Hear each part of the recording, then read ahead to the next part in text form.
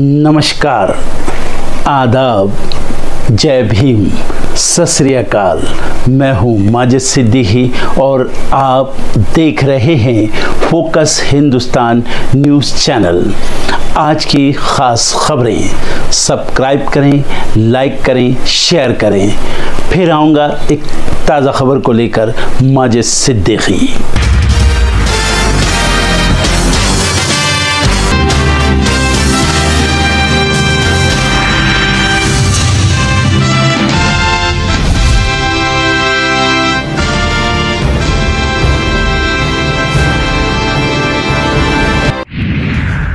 संसद सत्र से पहले आज होगी सर्वदलीय बैठक। विपक्ष से सुचारू रूप से सदन चलाने की होगी अपील।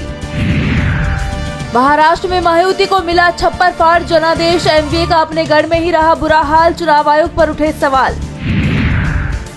बिहार चुनाव को लेकर हलचल तेज। जेडीयू नेता संजय झा का दावा, आगामी विधानसभा चुनाव में नीतीश कुमार के नेतृत्व में एनडीए को मिलेगी 200 से ज्यादा सीटें। मध्य प्रदेश के नए डीजीपी होंगे कैलाश मकवाना। 1 दिसंबर को संभालेंगे कमान। मध्य प्रदेश के सीएम मोहन यादव आज से करेंगे विदेश यात्रा। यूके जर्मनी जाएंगे सीएम मोहन यादव। एमपी में निवेश को लेकर करेंगे चर्चा। योगी सरकार की बढ़ेगी परेशानी। आज किसान महासभा करेगी। किसान महापंचायत मांगों को लेकर दी गई चेतावनी। दिल्ली विश्वविद्यालय छात्र संघ चुनाव की मतगणना की तारीख तय। कॉलेजों में 24 नवंबर को होगी गिनती। किसान की लागत और कर्ज बढ़ रहा, लेकिन नहीं बढ़ रही उपज। किसानों से संबंधित समिति ने दाखिल की अंतरिम रिपोर्ट। यूपी पंजाब में छाया रहेगा कोहरा। पहाड़ों पर बर्फबारी शुरू। दिल्ली में फिर बढ़ा सांसों पर संकट। पर्थ टेस्ट के तीसरे दिन का खेल शुरू। भारत ने 172 से आगे बढ़ाई अपनी पारी। इजराइल के हमले में लेबनान में 28 की गई जान। बैरूत में इमारत पर मिसाइल अटैक। 48 घंटों में 120 फिलिस्तीनियों की गई जान। बड़े पैमाने पर हाइपरसोनिक मिसाइलों का उत्पादन करेगा रूस। राष्ट्रपति पुतिन ने दी हरी झंडी। ट्रंप ने पाम बॉन्डी को बनाया अटॉर्नी जनरल। विवाद के बाद मैट गेट्स ने नाम लिया था वापस। डोनाल्ड ट्रंप को लेकर भिड़े दुनिया के 2 सबसे अमीर मस्क और बेजोस। एक समर्थक तो दूसरे आलोचक। अरेस्ट वारंट के बाद नेतन्याहू को लगा बड़ा झटका। हमास ने गजा में 15 इजरायली सैनिकों की ली जान। पिछले हफ्ते थी गिरावट, अब पकड़ ली रफ्तार। वेडिंग सीजन में अचानक बढ़ गया पीले का दाम।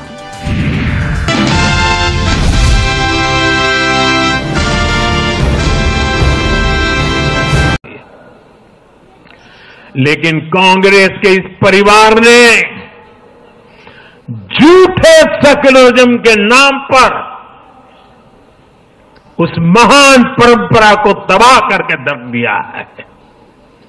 कांग्रेस ने तुष्टीकरण का जो बीज बोया, वो संविधान निर्माताओं के साथ बहुत बड़ा विश्वासघात है। और ये विश्वासघात मैं बहुत जिम्मेवारी के साथ बोल रहा हूं।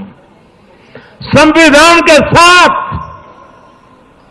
इस परिवार का विश्वासघात है। दशकों तक कांग्रेस ने देश में यही खेल खेला। कांग्रेस ने तुष्टीकरण के लिए कानून बनाए। सुप्रीम कोर्ट के आदेश तक की परवाह नहीं की। इसका एक उदाहरण वक्फ बोर्ड है।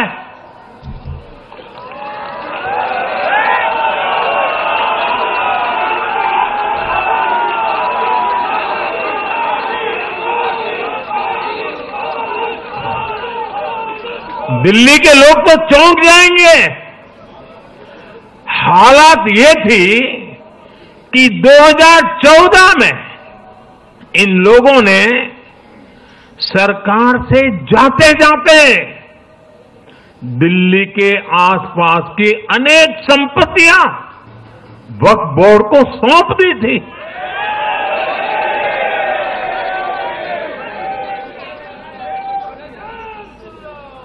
बाबा साहब आंबेडकर जी ने जो संविधान हमें दिया है ना, जिस संविधान की रक्षा के लिए हम प्रतिबद्ध है, संविधान में वक्फ कानून का कोई स्थान ही नहीं है। लेकिन फिर भी कांग्रेस ने तुष्टीकरण के लिए वक्फ बोर्ड जैसी व्यवस्था पैदा कर दी। ये इसलिए किया गया ताकि कांग्रेस के परिवार का वोट बैंक बढ़ सके। सच्ची पंथ निरपेक्षता को कांग्रेस ने एक तरह से मृत्यु दंड देने की कोशिश की है।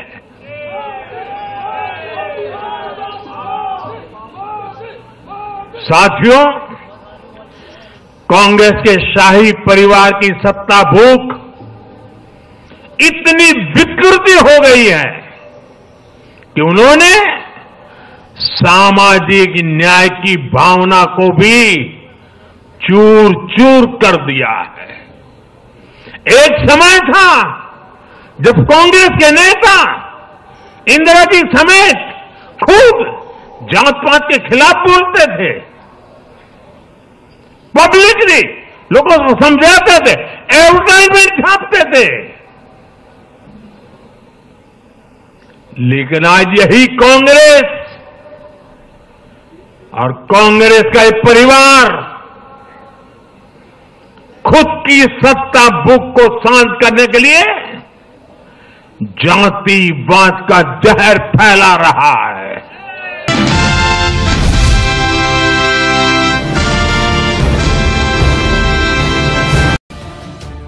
ये तस्वीरें उत्तर प्रदेश के संभल से सामने आ रही हैं, जहां जामा मस्जिद का सर्वे करने पहुंची टीम पर सैकड़ों की संख्या में लोगों ने पत्थरबाजी की है। इसके अलावा पुलिस की टीम पर भी पत्थरबाजी की गई है। गौरतलब है, संभल में जामा मस्जिद को लेकर विवाद गहराता जा रहा है। रविवार की सुबह सर्वे टीम के खिलाफ इकट्ठा हुई बड़ी संख्या में लोगों ने पथराव शुरू कर दिया। हालात तो यहाँ तक पहुँच गए कि पुलिस फोर्स को मजबूरन आंसू गैस के गोले छोड़ने के साथ ही लाठीचार्ज भी करना पड़ा। पुलिस और प्रशासन के बड़े अधिकारी मौके पर हैं।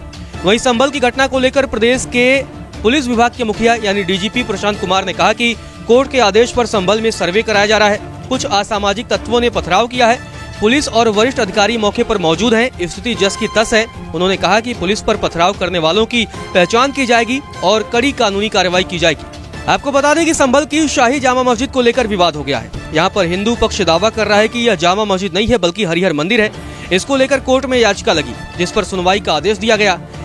रविवार की सुबह 7:30 बजे से यहाँ सर्वे किया जाना था। एडवोकेट कमिश्नर सर्वे के लिए पहुंचे थे, लेकिन इसी बीच वहां बड़ी संख्या में उपद्रवी इकट्ठा हो गए और हंगामे के बाद पत्थरबाजी शुरू कर दी। शाही जामा मस्जिद के सर्वे के दौरान इकट्ठा हुई भीड़ ने पुलिस की टीम पर भी पथराव कर दिया। इसके बाद पुलिस कर्मियों ने आंसू गैस के गोले छोड़े और उपद्रवियों को भगाना शुरू कर दिया। मामले की संवेदनशीलता को देखते हुए मौके पर डीएम, एसपी सहित कई थानों की पुलिस फोर्स तैनात है। घटना के वीडियो भी वायरल हो रहे हैं। पूरे इलाके में तनाव की स्थिति कायम है। दरअसल मंगलवार को शाही जामा मस्जिद में हरिहर मंदिर होने का दावा पेश किया गया था। इसके बाद कोर्ट ने सर्वे का आदेश दिया था।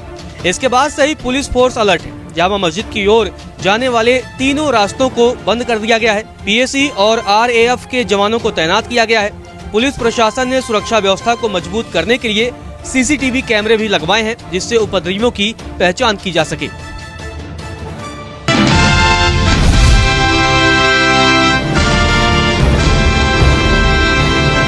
महाराष्ट्र नतीजों के बाद से सियासत गरमाई हुई है, क्योंकि नतीजे आने के बाद से विपक्ष चुनाव आयोग पर धांधली का आरोप लगा रहा है।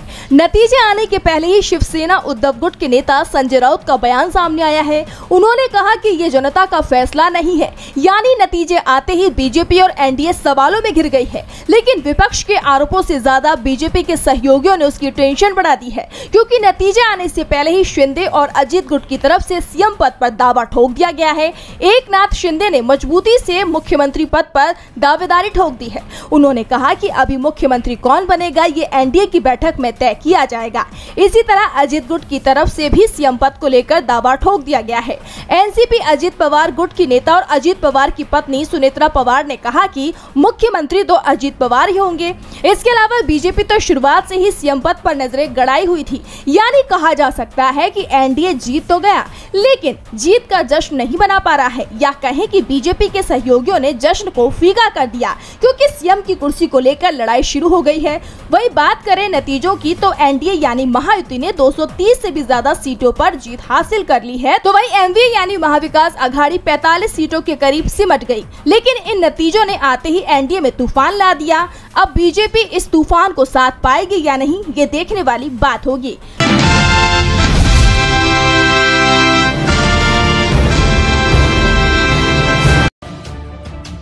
महाराष्ट्र की 288 सीटों पर हुए विधानसभा और नांदेड़ सीट पर हुए लोकसभा उपचुनाव नतीजे सामने आ गए। विधानसभा में जहां कांग्रेस वाले एमवीए गठबंधन को बुरी हार का सामना करना पड़ा, तो वहीं नांदेड़ उपचुनाव में कांग्रेस उम्मीदवार ने आखिरी मौके पर बढ़त हासिल करते हुए सीट बरकरार रखी। नांदेड़ लोकसभा सीट पर हुए उपचुनाव में कांग्रेस को जीत मिली है, लेकिन यहाँ की कहानी भी रोचक है। बीते 26 अगस्त को कांग्रेस सांसद वसंत राव चौहान के निधन के कारण नांदेड़ में उपचुनाव कराया गया। कांग्रेस ने वसंत राव चौहान के बेटे रविंद्र चौहान को टिकट दिया। वो मात्र 1457 वोटों से विजयी हुए। उन्होंने बीजेपी के संतोख राव हम्बांडे को हराया, लेकिन इस संसदीय क्षेत्र की सभी 6 विधानसभा सीटों पर कांग्रेस हार गई। यानी जनता ने लोकसभा में कांग्रेस और विधानसभा में बीजेपी गठबंधन को जीत दिलाई। इन विधानसभा सीटों के नाम है भोकर, नांदेड़ नॉर्थ, नांदेड़ साउथ, नैगांव, डेगपुर और मुखेड़। नांदेड़ कांग्रेस दिग्गज नेता रहे अशोक चौहान का गढ़ रहा है। हालांकि लोकसभा चुनाव से पहले उन्होंने पाला बदल लिया था, वो बीजेपी में शामिल हो गए थे। इस विधानसभा चुनाव में भोकर से उनकी बेटी श्रीजया मैदान में थी। वो 50,000 से ज्यादा वोटों से विजयी हुई हैं। इसी तरह नांदेड़ नॉर्थ में शिवसेना के देवेंद्र राव कल्याणकर विजयी हुए हैं। नांदेड़ साउथ से शिवसेना के आनंद शंकर टेड़के, नैगांव से बीजेपी के राजेश पवार, डेगलुरु से बीजेपी के जितेश अंतापुरकर और मुखेड़ से बीजेपी के तुषार गोविंद राव विजयी हुए हैं। मजेदार बात यह है कि इन 6 में से 5 विधायकों ने बड़े अंतर से जीत दर्ज की है।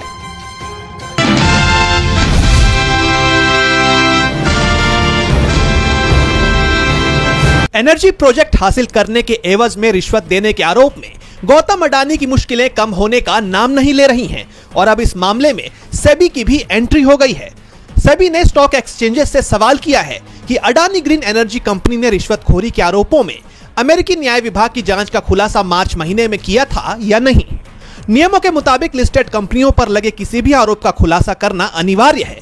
इसके बाद सेबी तय कर सकता है कि वो जांच को आगे बढ़ाएगी या नहीं। जांच का केंद्र बिंदु 15 मार्च को ब्लूमबर्ग की वो रिपोर्ट है जिसमें कहा गया था कि अमेरिकी अभियोजक जांच कर रहे थे कि क्या अडानी की कंपनी या उससे जुड़े लोग अधिकारियों को सोलर प्रोजेक्ट का ठेका फाइनल करने के लिए रिश्वत दे रहे हैं या नहीं। हालांकि इस पर अडानी समूह ने कहा था कि चेयरमैन के खिलाफ किसी भी जांच के बारे में उसे कोई जानकारी नहीं है। यानी देखा जाए तो अमेरिकी कोर्ट के बाद अब अडानी सेबी के नियमों में भी फंसते हुए दिख रहे हैं। उधर अमेरिका किसी भी समय अडानी के प्रत्यर्पण के लिए भारत से बातचीत कर सकता है। हालांकि अडानी अपने प्रत्यर्पण को लेकर कोर्ट में विरोध कर सकते हैं, पर यह पूरी प्रक्रिया जटिल और लंबी हो सकती है। इससे एक बात तो साफ है कि जहां एक और इस मामले ने अडानी की मुश्किलें बढ़ा दी हैं, तो वहीं अब इस मामले से निजात पाना फिलहाल उनके लिए आसान तो बिल्कुल भी नहीं लग रहा है।